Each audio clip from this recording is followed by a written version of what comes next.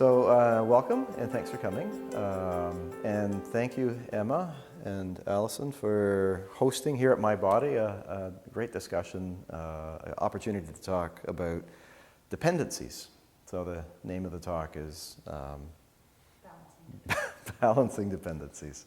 And also the subtitle is From Pleasure to When Pleasure Becomes Problematic. Thank you. So I'm just going to start by having a sip of water here. I need this water. I'm craving my water because I'm a little dehydrated right now.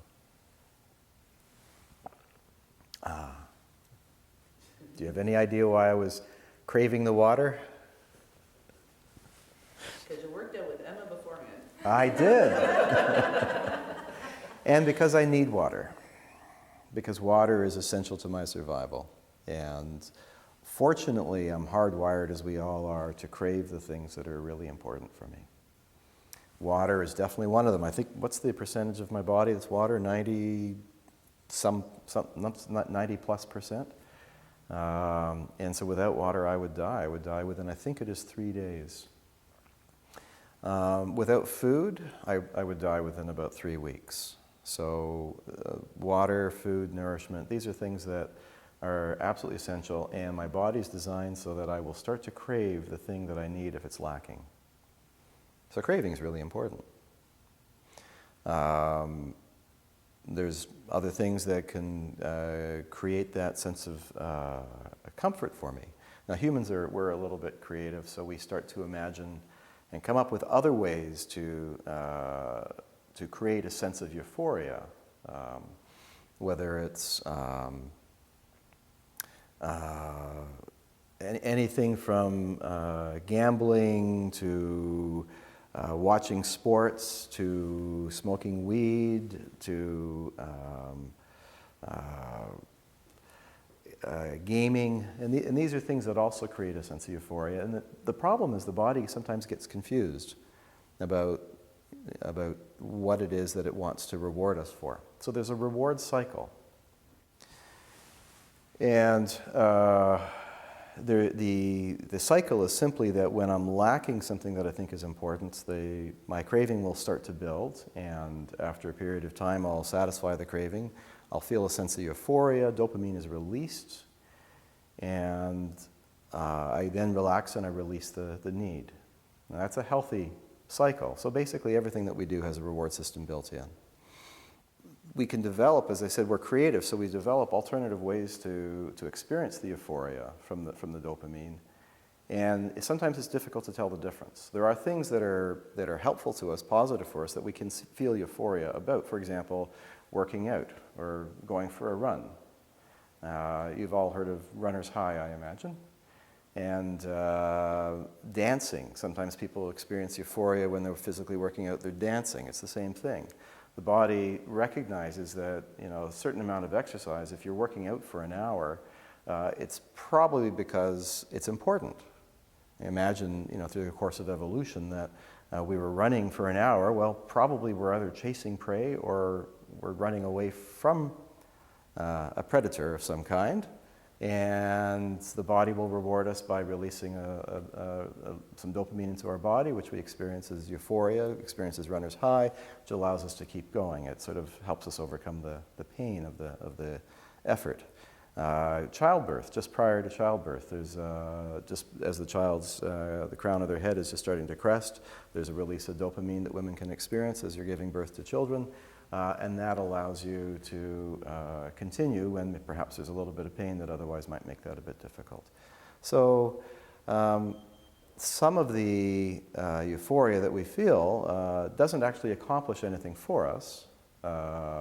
We've learned how to harvest plants that create a sense of pleasure or anesthetic qualities. There's cannabis and poppy seeds are the two most prevalent, and there really isn't a benefit to us in terms of our lifestyle, in terms of how we experience life, but we do feel euphoric when we take these drugs.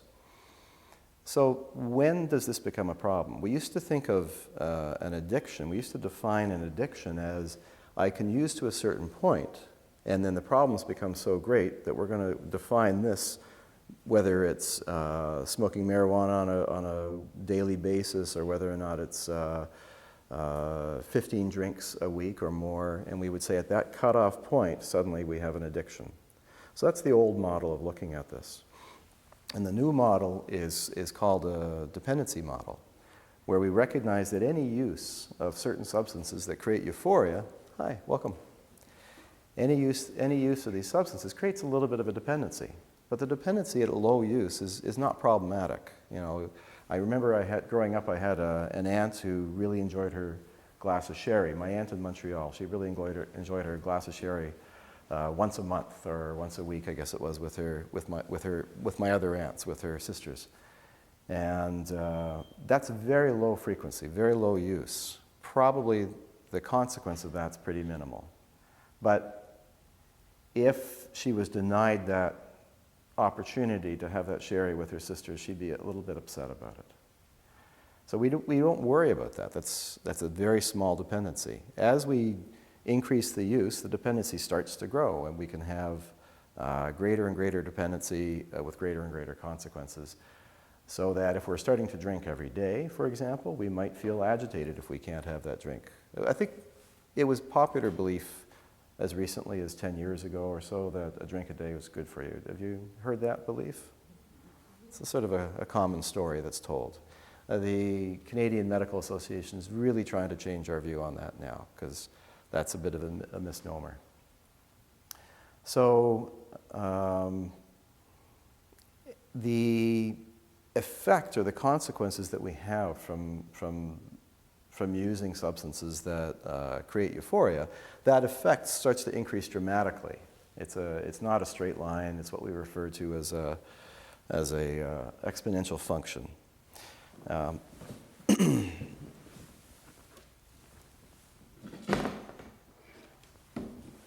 we go.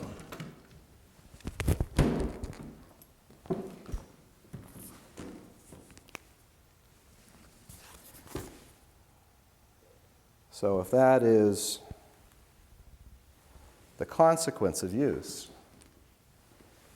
and this is the volume of use, and you could pick pretty much any topic, any substance, or any activity, and if you're working out at a gym 3 or 4 times a week, let's say. Don't look at me. There's probably not a lot of harm, a lot of consequence, but we can become desire, we can get a high from working out and want to frequently come, and suddenly it becomes the most important thing in our life. And we're starting to block out other activities. We start to block out family members. We start to ignore our career, because we want to spend more and more time working out. Now that's a relatively benign example, and I think the consequences, unless we're starting to run into physical injury, which I am familiar with, the consequences aren't too severe there.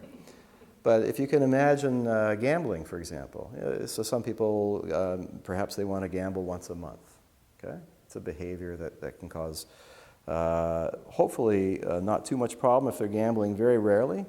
But it does create a sense of euphoria. The euphoria that we experience from gambling is actually anticipatory, so we feel it prior to the gambling experience. And suddenly, if we're gambling every week, there's more and more consequences. Now, that might be a financial consequence that's starting to occur. If we start gambling several times a week, probably we're experiencing significant financial stress, financial risk, and possibly we're creating consequences in our relationship. You could take any substance. You could take alcohol. If we're drinking, again, if we're just having a glass or 2 a week, probably the consequences are relatively minor. As we consume more, the consequences start to grow. They start to affect our emotions. We feel irritable if we don't have the opportunity to consume them. We start to experience digestive problems because alcohol is difficult on the digestive system. As we're drinking on a daily basis, we might be creating problems in our relationship. Marijuana is the same thing. If you have a smoke once a month, let's say, marijuana is going to be legalized in Canada shortly. And if we're smoking once a month, the consequence might be relatively minor. If we're smoking on a weekly basis, it starts to increase in terms of We start to crave it more, and if it becomes a daily habit, then that means that during that time every day we're blocking out, there's consequences in our relationship. The consequences start to increase. There's physical consequences for that as well. Cancer of the esophagus is the most common cancer for cannabis use. It does have an effect on the function of the brain. I don't know, everybody's knowledge may vary on that.